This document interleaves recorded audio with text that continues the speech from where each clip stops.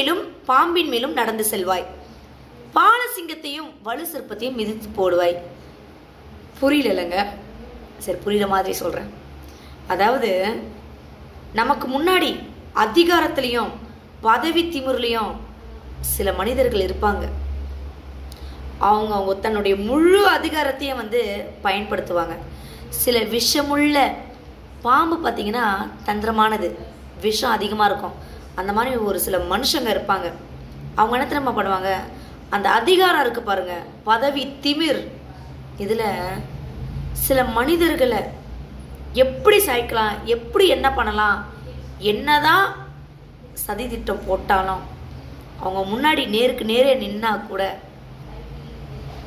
அவருடைய நாமத்தை அறிஞ்சிருக்கவங்க மேலேயும் அவர் மேலே வாஞ்சையாக இருக்கும் இல்லைங்களா, கர்த்தர் மேலே, அந்த மனுஷங்களை இவங்களால ஒன்றுமே பண்ண முடியாதுங்க. அவர் மேலே வாஞ்சையாக இருக்கிறதுனால அந்த பிரச்சனையிலேருந்து கர்த்தர் அவங்கள விடுவிக்கிறாரு. அவருடைய பேர் இயேசு, அது தெரிஞ்சு வச்சிருக்கிறதுனால உயர்ந்த அடைக்கலத்தில் வைக்கிறாருங்க. உடனே தூக்கிட்டு போய் உயர்ந்த அடைக்கலத்தில் வச்சிட மாட்டார், கொஞ்சம் டைம் எடுக்கும். அவருக்கு ஏற்ற மாதிரிலாம் நடக்கணும் இல்லைங்களா, சில விஷயம்லாம் இருக்கு இல்லைங்களா. சிங்கம் ஒரு காட்டுக்கே ராஜா, நல்ல பலம் வாய்ந்தது. இப்பேற்பட்ட பலம் வாய்ந்த மனுஷன் யாராக வேணால் இருக்கட்டும், என்ன மாதிரி பதவியில் வேணால் இருக்கட்டும், நாட்டையே கூட ஆளட்டும், கர்த்தருடைய பிள்ளைங்க முன்னாடி ஒன்றும் பண்ண முடியாதுங்க.